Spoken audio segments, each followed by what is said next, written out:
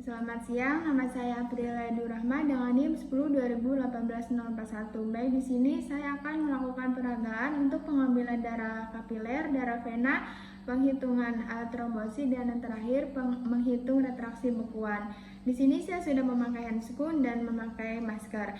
Pertama yang saya akan lakukan yaitu pengambilan darah kapiler. Pengambilan darah kapiler bisa di jari yang kedua, jari yang ketiga maupun jari yang keempat. Di sini saya akan melakukan di jari yang kedua. Pertama dipijat-pijat dulu. Kemudian kita lakukan absesis menggunakan alkohol 70%. Lalu kita menggunakan febel yang pipih.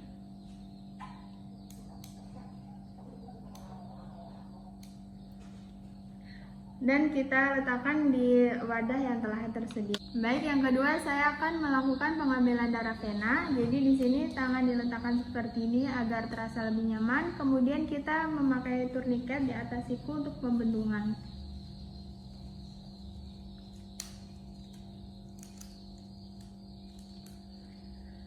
Lalu kita mencari vena yang paling terlihat. Apabila tidak terlihat, kita meminta pasien untuk menggenggam.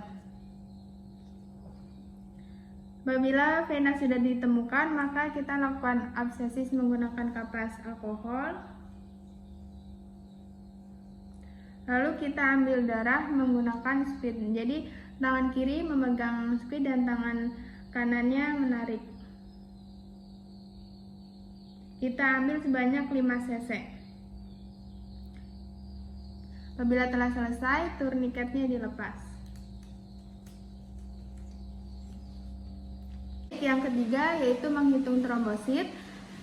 Jadi di sini saya akan menggunakan darah yang telah dicampur dengan K3 eta. Di sini saya menggunakan pipetama eritrosit yaitu yang berbiji merah. Jadi pipetama eritrosit ini berskala 0,5, 1 sampai 101.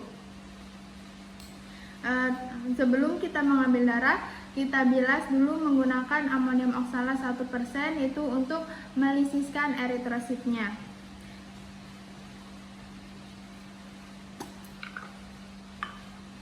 Setelah kita bilas, kemudian kita ambil darah K3 eta yaitu sampai batas 0,5.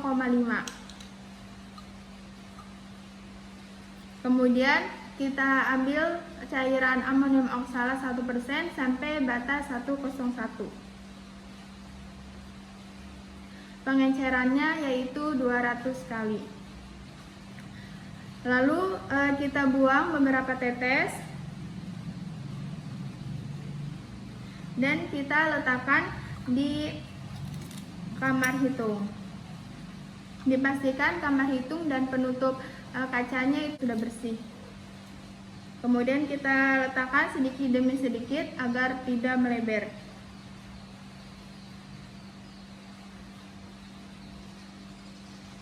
Lalu kita tutup.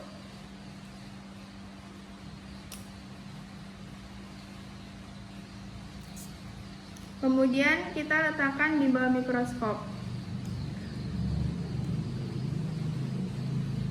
Karena ini larutan basah, maka sehingga kondensornya kita turunkan, kemudian diafragmanya kita tutup untuk meminimalkan cahaya.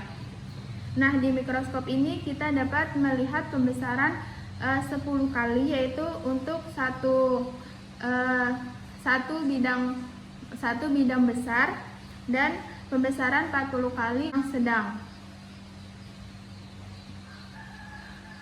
Untuk menghitung trombosit, jadi batasnya itu dari batas atas dan batas kiri.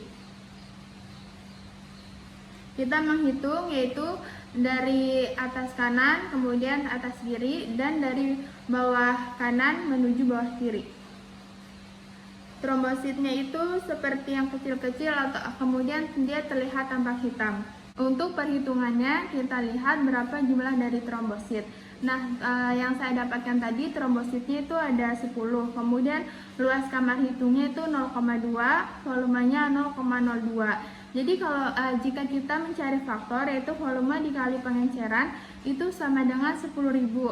Untuk kita mencari jumlah trombositnya, yaitu faktor dikali jumlah sel. Jadi faktornya tadi 10.000, kemudian jumlah sel trombositnya itu ada 10.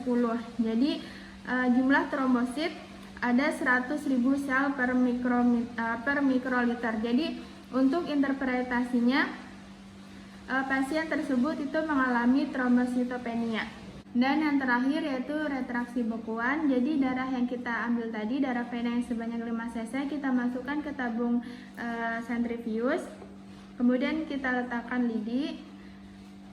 Kita tunggu selama 2-3 jam. Setelah 2-3 jam, kita lihat konsistensinya bagaimana.